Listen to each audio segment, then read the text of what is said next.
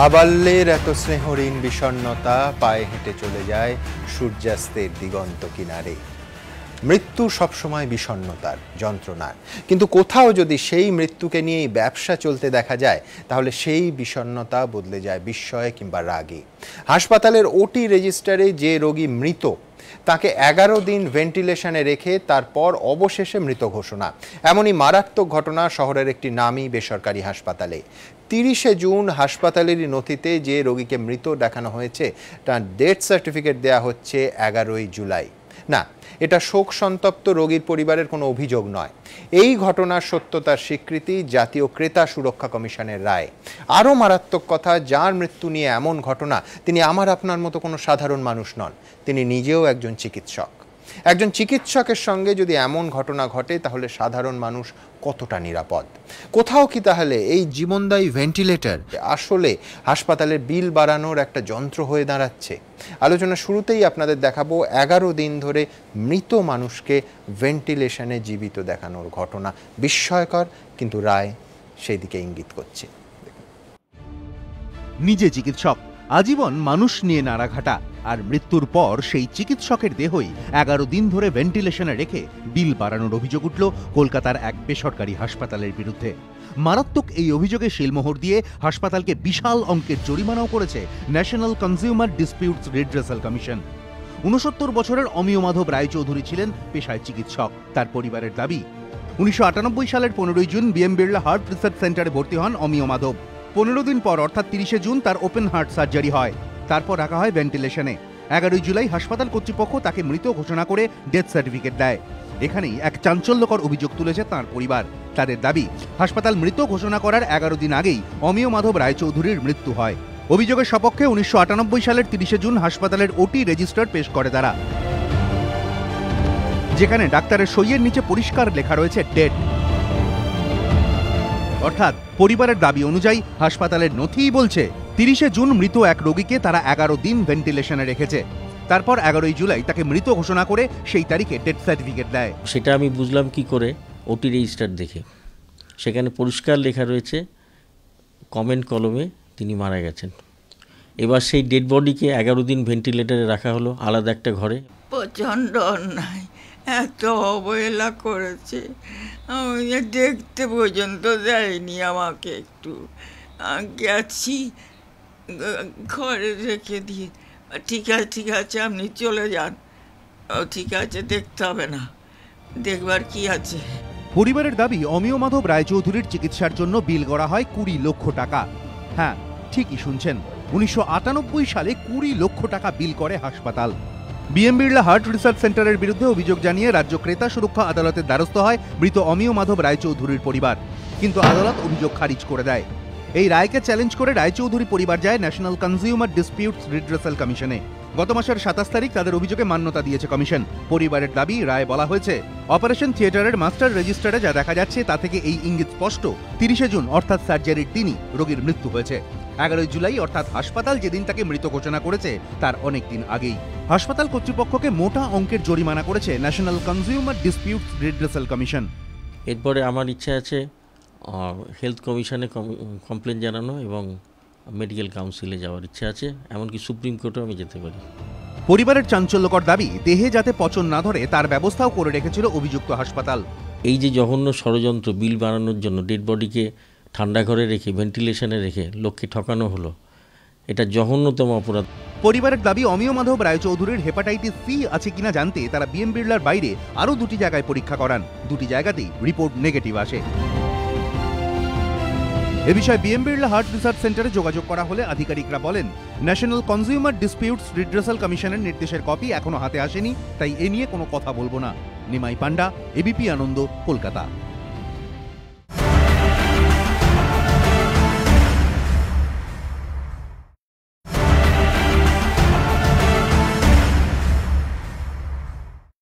Doctor Kaushik Roychowdhury, অমিয় মাধব রায়চৌধুরীর পুত্র, আমাদের সঙ্গে স্টুডিওতে আছে। আপনাকে দিয়ে শুরু করবো ডক্টর রায়চৌধুরী।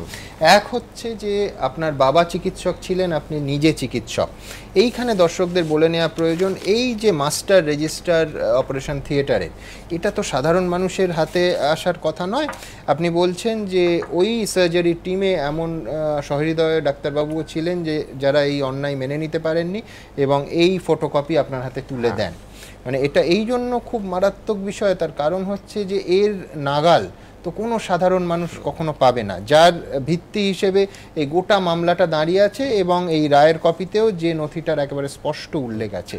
আমার প্রথম প্রশ্ন যে এই তাহলে 9:10 ওটি শুরু হয়েছে, তার পরবর্তী সময়ে এবং সেখানে লিখে দেওয়া হচ্ছে যে আপনার বাবার মৃত্যু হয়েছে। 11ই জুলাই অবধি ভেন্টিলেটরে রাখা হলো এবং 30শে জুন থেকে 11ই জুলাই আপনাদের কি বলা হয়েছিল? একজন চিকিৎসক তো আরও বিষয়টা খুব স্পষ্ট করে জানতে পারেন, যেটা অন্য সাধারণ লেম্যান পারবেন না। সেখানে আপনাদের সন্দেহ হয়নি ওই 11 দিনে? আমাদের বলা হয়েছিল যে কন্ডিশন ভেরি আনস্টেবল এবং ওনাকে আলাদা ঘরে রাখা হয়েছে আইসিসিউর মধ্যে। তার কারণ হচ্ছে ওনাকে হেপাটাইটিস সি ভাইরাস পজিটিভ হিসেবে স্ট্যাম্প করে দেওয়া হয়েছিল। আচ্ছা।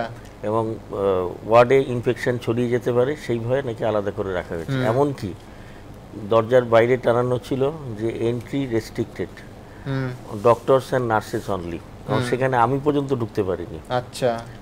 দূরে কাচের ঘর, মানে কাচের মধ্যে দিয়ে দেখতাম ভেন্টিলেশনে রয়েছে, বুক ওঠানামা করছে এই পর্যন্ত।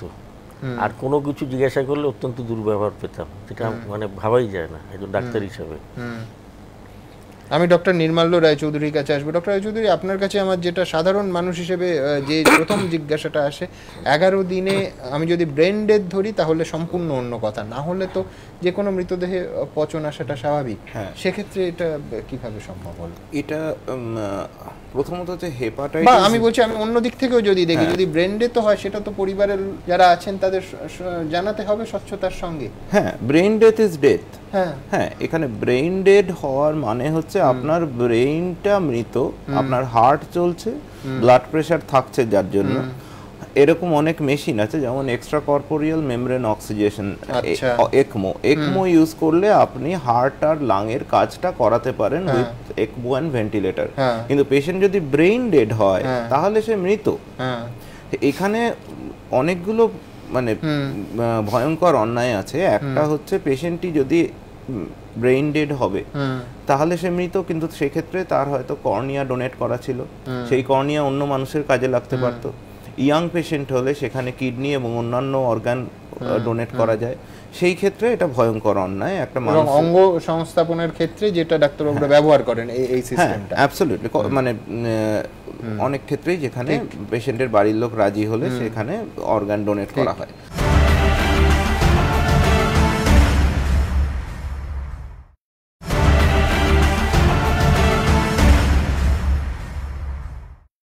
আরেকটা বিষয় যেটা উনি যেটা বলছিলেন যে হেপাটাইটিস সি হয়েছে বলে তাকে আইসোলেশনে রাখা হয়েছে।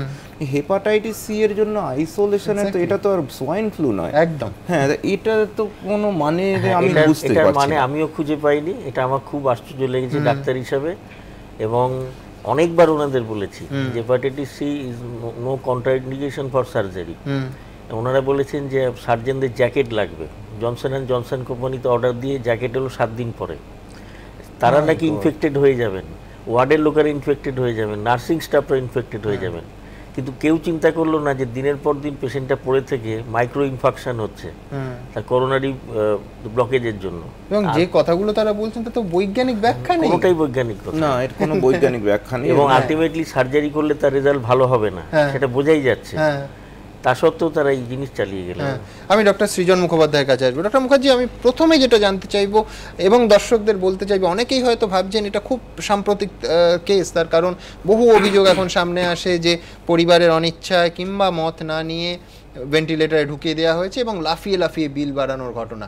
সব থেকে আশঙ্কার যেটা আমি দর্শকদের বলতে চাইবো, এই ঘটনা 9-এর দশকের, তার মানে এই ধরুন 98 সাল থেকে 2017 অবধি এটা প্র্যাকটিস বলুন, ম্যাল প্র্যাকটিস বলুন, এটা চলছে। আমি যদি এর ভেতরে ভুল ঠিক আপনারা ডাক্তারবাবুরা বেটার বলতে পারবেন, আমরা জাজ নই, কিন্তু এই যেটা আশঙ্কা সেটা হচ্ছে অস্বচ্ছতার অভাব। মানে আমি বলছি কেউ বলতেই পারেন যে মরাহাটি লাখ টাকা এই চিকিৎসার নামে ব্যবসা যারা করছেন, হাসপাতাল প্রতিষ্ঠান হতে পারেন, ব্যক্তিবিশেষ হতে পারেন, কিন্তু তাদের এইটুকু স্বচ্ছতা থাকবে না? এই যে স্পেসিফিক ঘটনাটা নিয়ে আলোচনা হচ্ছে, দুঃখজনক একটা ঘটনা, কিন্তু এটাতে অনেকগুলো জিনিস বুঝতে, আমি শুধুমাত্র রিপোর্টটা দেখেছি, ওটা পড়ে দেখেছি। ওটার মধ্যে যে কথাটাকে এক কথায় বলা হচ্ছে যে পেশেন্ট ওয়াজ ডেড, এবং এখানে রিপোর্টে ওই রেজিস্টারের কোণাতেও একটা অদ্ভুতভাবে সিগনেচারের কলামে সবকিছু থেকে বাইরে, নট ইন দ্য রিমার্কস, বাইরে একটা আলাদা করে একটা সইয়ের তলায় গোটা গোটা করে লেখা ডেড। এবারে ডেড কথা, clinical death, cardio respiratory cessation আর ব্রেন স্টেম ডেথ, এই দুরকম ভাবে। Brain stem death is real death actually, তারপরেও যদি হার্ট বা লাং চলে বা চালানো হয় সেটা আরেকটা আলাদা প্রশ্ন। একজন মানুষ ডেড বলতে সাধারণ মানুষ, কারণ এই কথাটা সাধারণ মানুষের মধ্যে থেকে উঠে আসে যে ভদ্রলোক উনি মারা গেছিলেন, তারপরে ভেন্টিলেটরে রেখে দেওয়া হয়েছে।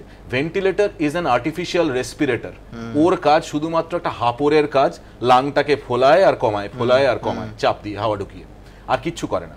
কারুর যদি হার্ট বন্ধ থাকে তাহলে তার অটোমেটিক্যালি মেটাবলিজম, যেটা দিয়ে শরীর কাজ করে, সেটা বন্ধ হয়ে যাবে। বন্ধ হয়ে গিয়ে 3 থেকে 4 ঘন্টার মধ্যে রিগার মর্টিস হবে, শরীরটা শক্ত হয়ে যাবে, তখন ভেন্টিলেটরও চলবে না। ভেন্টিলেটর তখন ঠেলে আর হাওয়া ঢোকাতে পারবে না। এরকম একটা স্টেজ ক্রস করার পরে অ্যাবাউট 8-9 ঘন্টার মধ্যে ডিকম্পোজিশন শুরু হবে, গন্ধ বেরোতে শুরু করবে। 11 দিন তো বহু দূরের কথা। প্রশ্ন আছে একমো দিয়ে যে মেশিনগুলো দিয়ে হার্টটাকেও সঙ্গে চালু করে রাখা যায়, সেই মেশিনটাকে লাগিয়ে, ভেন্টিলেটর লাগিয়ে এত বড় কাণ্ড করার প্রয়োজনীয়তাটা কতটা ছিল সেটা খুব আশ্চর্যজনক। এটা যত বড় অন্যায়, যদি একটা এস্টাবলিশড ডেড পেশেন্টকে জবরদস্তি 11 দিন ভেন্টিলেটরের মধ্যে এবং মেশিনের মধ্যে রেখে বিল বাড়ানো হয়ে থাকে, তার জন্য 3 লক্ষ টাকা নয় 3 কোটি হতে পারে জরিমানা। তবে টাকার অঙ্কটা হাইকোর্ট, জয়ন্ত বেটার বলতে পারবে যে হাইকোর্ট বা সুপ্রিম কোর্টে গেলে হয়তো ফ্যাকচুয়েট করবে বা বাড়তে পারে বা কমতে পারে বা মামলাটা নতুন করে বিচার হতে পারে। জয়ন্ত, এইখানে আমার প্রশ্ন সেটা হচ্ছে স্টেট কমিশন যেখানে 2009 এই কেস ডিসমিস করে দিচ্ছে, সেখানে সম্পূর্ণ ন্যাশনাল কনজিউমার ডিসপিউট রিড্রেসাল কমিশনের রায়টা 180 ডিগ্রি ঘুরে গেল। আমি বলছি কটা পরিবার আছে যারা ওনার মতো, ডক্টর রায়চৌধুরীর মতো অপেক্ষা করবে যে 90s ঘটনা 98 থেকে 17 অবধি সুবিচার পাওয়ার লক্ষ্যে, এবং 2009 মামলা খারিজ হয়ে গেছে, ওনারা সেই অর্থে কোর্টের ভাষায় বলতে গেলে হেরে গেছেন, তারপরেও জাতীয় বডির কাছে যাবেন? তোমার একটা কথা যখন তুমি শুরু করছিলে আমার খুব ভালো লেগেছে, 3টে শব্দ বললে, মৃত্যু নিয়ে ব্যবসা। এই মৃত্যু নিয়ে ব্যবসা ভারতীয় দণ্ডবিধিতে আলাদা করে কোনো সাজার বিধান দেয়নি, কিন্তু এটা ঠিক যে হয়তো পরিবর্তিত পরিস্থিতিগুলোতে বা প্রেক্ষিতগুলোতে এই ধরনের সাজার কথা চিন্তা ভাবনা করার সময় এসেছে। বিশেষ করে মনে রাখতে হবে ডাক্তারি বা ডাক্তারি জগতের সঙ্গে যুক্ত মানুষদের সবসময় কিন্তু একটা সুরক্ষার আবরণে রাখা হয়েছিল চিরকালই। অনেক পরে ক্রেতা সুরক্ষা আদালতের জন্ম হলো এবং সেখানে কিছু কিছু মানুষ গেলেন। কিন্তু তোমার একটা কথাও খুব ভালো লাগলো যে 17 বছর দীর্ঘ কটা মানুষ লড়াই করতে পারে এবং মাত্র 3 লক্ষ টাকার জন্য। একটা কথা ভালো যে সাধারণ মানুষের আস্থা কিন্তু ঘুরে ফিরে আদালতের প্রতি রাখা হচ্ছে, এটা গুরুত্বপূর্ণ। আমার আরেকটা দিক মনে হয়, ডাক্তারবাবুরা যে টেকনিক্যাল কথাগুলি বললেন যে সত্যি কথাই যদি ভেন্টিলেটর কাজ না করে, হাঁপুরের মতো ওঠাবে নামাবে কাকে হার্টটাকে, যদি সেখানে সার না থাকে, এই টেকনিক্যাল ব্যাপারগুলোর মধ্যে না গিয়ে যদি সত্যি সত্যি মনে করি যে এরকম একটা মানুষের সঙ্গে প্রতারণা করা হচ্ছে, তাহলে আলাদা করে কেন ভারতীয় দণ্ডবিধিতে প্রতারণার কথা আমি ভাববো না?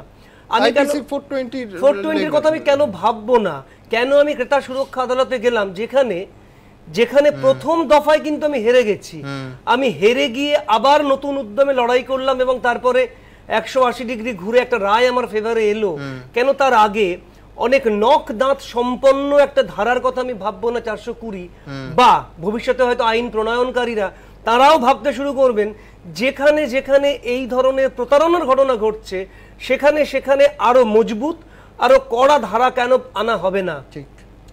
শুধু তাই নয়, এর সঙ্গে সঙ্গে ইনভেস্টিগেশন এজেন্সি করতে হবে। যেমন ধরো সিবিআই বা সিআইডি আমরা জানি তারা specialised investigating agency.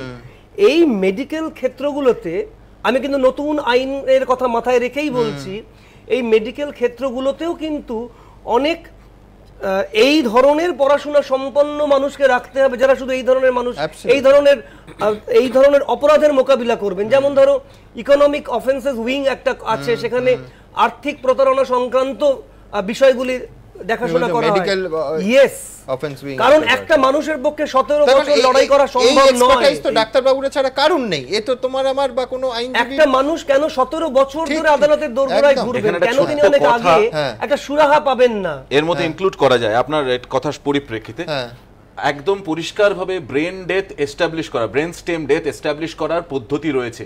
Apnea test বলে একটা টেস্ট রয়েছে, সেটার কথা বাদই দিলাম। সরাসরি যদি একজন মানুষের মাথায় ইজি ইলেকট্রোড গুলো লাগিয়ে 30 মিনিট ধরে টানা সোজা লাইন পাওয়া যায়, the person is officially brain dead. যদি এইটা আইন করা হয় যে একটা সার্টেন টাইমের পরে ওইটা ম্যান্ডেটরি করতে হবে, এবং একবার যখন ব্রেন ডেড ব্যাপারটা এস্টাবলিশ হয়ে যাবে, তখন মানুষের এইটা দায়িত্ব নিয়ে তারা ডিসিশন নিতে পারবে। আমার সঙ্গে একমত হবেন যে কোথাও একটা ডক্টর রায়চৌধুরী, হাসপাতাল কর্তৃপক্ষ বা ওনার জায়গায় অন্য যে কোনো রোগীর পরিবার থাকলে স্বচ্ছতার সঙ্গে তার সামনে বিষয়টা তুলে ধরতে হবে। যদি আমার ভেন্টিলেটর লাগেও বোঝাতে হবে কেন লাগছে, কিভাবে লাগছে এবং তার প্যারামিটারসগুলো কি। কোথাও একটা এই গোটা ঘটনাটা নেই, কিন্তু স্বচ্ছতা সাধারণ মানুষ কি করে বুঝবে কোনটা স্বচ্ছ? আজকে এই যে ডক্টর মুখার্জি বললেন যে এরম মেশিন আছে যে একেবারে বুঝিয়ে দেয়া যাবে যে শুধু শরীরটাকে কৃত্রিমভাবে চালানো হচ্ছে, মস্তিষ্কের মৃত্যু হয়েছে কিনা। কলকাতা বা শহরগুলো নয়, প্রত্যন্ত প্রান্তগুলোতেও কিন্তু মানুষ এই ধরনের প্রতারণার সম্মুখীন হতে পারেন। সেখানে এই ধরনের মেশিন আমি আবার আসবো। আমি তার আগে দর্শকদের দেখাতে চাইবো যে একজন শিল্পী, একজন অভিনেতা সমর বন্দ্যোপাধ্যায়, অনেকেই চেনেন, অত্যন্ত চেনা মুখ। সাধারণ ছানি অপারেশন, আপনারা জানেন অভিনেতা কিংবা এই স্টুডিওতে আমরা আলোচনা করছি, প্রচুর আলোর নিচে থাকতে হয়। ছানির সমস্যা হচ্ছে যে সেই আলো চোখে পড়লে তার চোখ বন্ধ হয়ে যেত, অভিনয়ের ক্ষেত্রে সমস্যা হচ্ছিল, ছানি অপারেট করতে হলো। এবং এই এখনকার একটা সাধারণ লেন্স বসিয়ে দেওয়ার অত্যন্ত সাধারণ একটি অপারেশন, সেখানে 1.5 বছর পরে তার সমস্যার সমাধান না হওয়ায় আবিষ্কৃত হলো একটার জায়গায় ডাক্তারবাবু 2টো লেন্স গুঁজে দিয়েছেন সেই চোখের মধ্যে, এবং তা জানানো হয়নি। এই মুহূর্তে সমরবাবুর অভিনয় কেরিয়ার একেবারে শেষের মুখে, তার কারণ তিনি প্রায় দৃষ্টিশক্তিটাই হারাতে বসেছেন। দায়টা কার? প্রশ্নটা রইল আমাদের। গিয়েছিলেন ছানি কাটিয়ে দৃষ্টি ফিরে পেতে, তা তো হয়নি, উল্টে যেটুকু দৃষ্টিশক্তি ছিল তাও এখন হারানোর জোগাড়। সমর বন্দ্যোপাধ্যায় পেশায় যাত্রাশিল্পী, বয়স 73। চিকিৎসার প্রসঙ্গ উঠলেই ঘোলাটে চোখের কোণে চিকচিক করে জল, ধরা গলায় ঝরে পড়ে আক্ষেপ। আলো ফিরে পেতে গিয়ে গোটা জীবনটাই যেন আরো অন্ধকার হয়ে গেল। 2012 সালের এপ্রিলে সমর বন্দ্যোপাধ্যায়ের 2 চোখে ছানি ধরা পড়ে। 9 এপ্রিল একটি চোখের হাসপাতালে ডান চোখে ছানি অপারেশন হয়। 22 এপ্রিল অপারেশন হয় বাঁ চোখে। ছানি অপারেশনের পরে একটি চোখে লেন্স বসাতে হয়। অভিযোগ, সমর বন্দ্যোপাধ্যায়ের বাঁ চোখের লেন্সটি জায়গা মতো বসাতে পারেননি চিকিৎসক। কিন্তু সে কথা রোগী বা তার পরিবারকে না জানিয়ে সংশ্লিষ্ট চিকিৎসক বাঁ চোখে আরেকটি লেন্স বসিয়ে দেন বলে অভিযোগ। এর কিছুদিন পর থেকেই বাঁ চোখে শুরু হয় সমস্যা। ডান চোখটা অপারেশন হয়, তারপর বাঁ চোখটা অপারেশন করি, কিন্তু বাঁ চোখটা অপারেশনের পর আমার নানা রকম প্রবলেম হয়। প্রবলেমের পর দেখা যায় যে চোখ লাল হয়ে যাচ্ছে, কিন্তু সেটা সেইভাবেই চলে, ডাক্তার কিছু বলতে পারে না, যাকে দিয়ে অপারেশন করেছিলাম। 1.5 বছর পর অন্য একটি চক্ষু হাসপাতালে গিয়ে এই বৃদ্ধ জানতে পারেন তার বাঁ চোখে 2টি লেন্স ঢুকে রয়েছে, কিন্তু ততদিনে তিনি প্রায় দৃষ্টিশক্তি হারানোর পথে। 2013 সালের 27শে মার্চ ঝুঁকিপূর্ণ অস্ত্রোপচার করে চোখের অনেকটা ভেতরে ঢুকে যাওয়া লেন্স বের করা হয়। কিন্তু যা ক্ষতি হওয়ার ততদিনে হয়েই গিয়েছে। যে অভিনয়কে প্রাণ দিয়ে ভালোবাসতেন তাই আজ আর করতে পারেন না সমর বন্দ্যোপাধ্যায়, কারণ স্টেজের আলো চোখে সহ্যই হয় না। বার করা হয়েছে আমার লেন্স, বার করার পরেও কিন্তু আমি খুব একটা ভালো দেখতে পাচ্ছি না, যার জন্য আমার কোনো কাজও থাকছে না, আমি সব জায়গা থেকে বাতিল হয়ে গেছি। অভিযুক্ত চিকিৎসকের বিরুদ্ধে রাজ্য ক্রেতা সুরক্ষা আদালতে অভিযোগ জানিয়েছেন সমর বন্দ্যোপাধ্যায়। আপাতত দাবি একটাই, যারা দৃষ্টিশক্তি কার্যত কেড়ে নিল তাদের শাস্তিটা যেন দেখে যেতে পারেন। নিমাই পান্ডা, এবিপি আনন্দ, কলকাতা। ডক্টর কৌশিক রায়চৌধুরীর কাছে আমি আরেকবার যাব।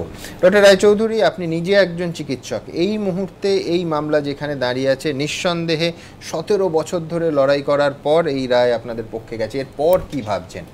এরপরে আমি হেলথ কমিশনে তো অবশ্যই যাব, তার সঙ্গে মেডিকেল কাউন্সিলেও যাব, সম্ভব হলে সুপ্রিম কোর্টে যাব। আচ্ছা, এর আমি শেষ দেখে ছাড়ব। ডক্টর নির্মাল্য রায়চৌধুরীর কাছে আসবো। আমি পাশাপাশি আরেকটা জিনিসেও হাইলাইট করতে চাইবো, আমি বারবার যেটা বলছি যে একজন সহৃদয় চিকিৎসক কিন্তু এই এত আমরা বলি যে ডাক্তারবাবুরা সিস্টেমের শিকার, সেই সিস্টেমের মধ্যেও কিন্তু যে পরিমাণ সাহায্য রোগীর পরিবারকে করার কথা তিনি করেছেন, তার পক্ষে যা সম্ভব তুলে দিয়েছেন। আপনার কাছে জানতে চাইব যে কোথাও আবার সেই পরিকাঠামো সিস্টেমের শিকার হচ্ছেন কি ডাক্তারবাবুরা? হ্যাঁ, নিশ্চয়ই। একটা জিনিস বুঝতে হবে, এই যে করাপশনগুলো আজ গত কয়েক মাস ধরে সবার চোখের সামনে আসছে, এগুলো কর্পোরেট হেলথ ইনস্টিটিউটগুলোর, যেটা একটা ব্যবসায়িক সংস্থা, সেটা একটা গাড়ি বাড়ি টেলিফোন বানানোর মতোই আরেকটা ব্যবসা। এটা ঘটনা যে মানুষের জীবন নিয়ে ব্যবসা করাটা যায় না, ব্যবসা করাটা অনুচিত। আমার পার্সোনাল ওপিনিয়ন হচ্ছে এডুকেশন আর হেলথ কেয়ার এই দুটো নিয়ে ব্যবসা করা উচিত নয়। কিন্তু একটা খুব ইম্পর্টেন্ট জিনিস যেটা শ্রোতাদের বুঝতে হবে, সেটা হচ্ছে ডাক্তারবাবুরা 95%, 100-র মধ্যে 95 জন ডাক্তার কিন্তু এই ধরনের কোনো করাপশানের সঙ্গে লিপ্ত নয়। এবং সবথেকে কমন সেন্স ইউজ করে যেটা বুঝতে হবে যে কোনো ডাক্তারের অন্তত 100 জনে 95 জন ডাক্তারের সাহসী হবে না এই ধরনের একটা লুডিক্রাস করাপশনের সঙ্গে লিপ্ত হওয়া। আমরা বারবার যেটা বলি সেটা হচ্ছে যে অবিশ্বাসের হোক অবসান, বারবার কিন্তু এই ধরনের ঘটনা, এই ধরনের উদাহরণ সেই অবিশ্বাসের অবসান হওয়া, যেটা ডাক্তারবাবু এবং রোগীর সম্পর্ক সুস্থতার জন্য, সেরে ওঠার জন্য অত্যন্ত জরুরি, সেখানে একেবারে দেয়াল হিসেবে, অন্তরায় হিসেবে দাঁড়াচ্ছে, যার ফলে অবিশ্বাসের অবসান হচ্ছে না। আমরা আবার এই অনুষ্ঠান শেষ করতে করতে বলবো যে এই ছবিটার একটু বদল হোক। পাশাপাশি কর্পোরেট হেলথ কেয়ারের কথা ডাক্তারবাবু বলছিলেন, শুধু সেখানে নয়, সরকারি ক্ষেত্রেও কিন্তু প্রচুর অভিযোগ উঠেছে। যেমন আজকেই মুর্শিদাবাদ এবং কোচবিহার থেকে দুটি মারাত্মক অভিযোগ উঠেছে, সেই দুটিও দেখব পাশাপাশি। একদিকে চিকিৎসককেই মৃত্যুর পর ভেন্টিলেশনে রেখে বিল বাড়ানোর অভিযোগে কাঠগড়ায় বেসরকারি হাসপাতাল, অন্যদিকে ছানি কাটতে গিয়ে প্রায় দৃষ্টিশক্তি নষ্ট করে দেওয়ার অভিযোগ চিকিৎসকের বিরুদ্ধে। এই দুটি ঘটনা শুনে চমকে উঠেছেন অনেকেই। তবে গাফিলতির অভিযোগ যে শুধুমাত্র বেসরকারি হাসপাতালের বিরুদ্ধে উঠছে তা নয়, সম্প্রতি 2 জেলার সরকারি হাসপাতাল থেকেও এমন দুটি ঘটনা সামনে এসেছে যা শুনে যে কেউ শিউরে উঠবেন। মুর্শিদাবাদ, কোচবিহার। কোচবিহারের ঘটনাটি মঙ্গলবারের। সেখানকার এক সরকারি হাসপাতালে বিনা চিকিৎসায় পড়ে থেকে এক উচ্চ মাধ্যমিক পরীক্ষার্থীর মৃত্যুর অভিযোগ। পরিবারের দাবি, বাড়িতে বকুনি খাওয়ার পর মনীষা শাহ নামে ওই উচ্চ মাধ্যমিক পরীক্ষার্থী মঙ্গলবার গলায় ওড়নার ফাঁস দিয়ে আত্মহত্যার চেষ্টা করেন। তড়িঘড়ি তাকে কোচবিহারের MJN হাসপাতালের জরুরি বিভাগে নিয়ে যান পরিজনেরা। সেখানে ছাত্রীকে মৃত বলে ঘোষণা করা হয়, যদিও পরিবারের দাবি চিকিৎসায় বিলম্বের কারণেই মৃত্যু হয়েছে। মাথা নড়াচ্ছে, এখানে হসপিটালে আনার পর কোনো চিকিৎসা হয় না, ডাক্তারবাবু টেবিল থেকে ওঠে না, ডাক্তারকে হাতে পায়ে রিকোয়েস্ট করলাম, করে ওঠে না। তারপরে আগেই উনি না দেখার আগেই বলে কি পোস্টমর্টম রুমে নিয়ে যান। কত গরিবের প্রাণ এভাবে ডাক্তারের জন্য আজকে বডি আমার বাস্তিটা মারা গেল। গাফিলতির অভিযোগ মানতে চাননি সংশ্লিষ্ট চিকিৎসক। ব্রড ডেট ছিল, কিছুক্ষণ আগে হয়তো মারা গেছে, যার জন্য ওদের সেন্টিমেন্টাল ইস্যুতে বেশি হয়েছে। আপনি কি এখানে আসার পরেই দেখেন যে মারা গেছে? কোতোয়ালি থানায় চিকিৎসকের নামে লিখিত অভিযোগ দায়ের করেছে মৃত ছাত্রীর পরিবার। হাসপাতাল কর্তৃপক্ষের তরফে অবশ্য কোনো প্রতিক্রিয়া পাওয়া যায়নি। শনিবার মুর্শিদাবাদের এক সরকারি হাসপাতালেও কার্যত একই রকম গাফিলতির শিকার হন এক দম্পতি। অভিযোগ, চিকিৎসকের গাফিলতিতেই প্রসবের সময় বিচ্ছিন্ন হয়ে যায় শিশুর মাথা। তারপরই তড়িঘড়ি রেফার করে দেওয়া হয় প্রসূতিকে। আপনি কখন জানতে পারলেন? আমি জানতে পারলাম এই হসপিটালে এসে রাতে 11টার পরে। এখানে সিজার করার পরে? এখানে সিজার করার পরে আমাকে বডি দেখাইছে, মাথা দেখায়নি। পরে কইলে যে মাথাটা কই, আমি যে মাথাটা, তাহলে আমি ব্যাগে দেখি, আমাকে ব্যাগটা ভালো করে নিয়ে আসতে বলেছিল। আমি ব্যাগে এসে দেখছি মাথা ভরা। যদিও জেলার মুখ্য স্বাস্থ্য আধিকারিকের দাবি, প্রসূতিকে হাসপাতালে আনার আগেই গর্ভস্থ শিশুটির মৃত্যু হয়। যখন হতে যায় মরা বাচ্চাই বেরোয়, আমরা বলি ম্যাসেরেটেড বেবি, সেটাই বেরোয়। এবং ম্যাসেরেটেড বেবি মানে 3 দিন 15-20 আগে সে মরে গেছে, সেটা ন্যাচারালি বেরোতে গিয়ে মাথাটা আগে বেরিয়ে এসছে, মাথাটা আলাদা হয়ে গেছে। আমি গাফিলতি তো নিশ্চয়ই বলবো, গাফিলতি না বলার কোনো ব্যাপার নেই, এটা একটু তদন্ত করবো। অভিযোগ অস্বীকার, এসব চলছে নিয়ম মেনেই। তবে এর মধ্যে যার কোল খালি হচ্ছে একমাত্র তিনি যন্ত্রণাটা বুঝতে পারছেন। এবিপি আনন্দ।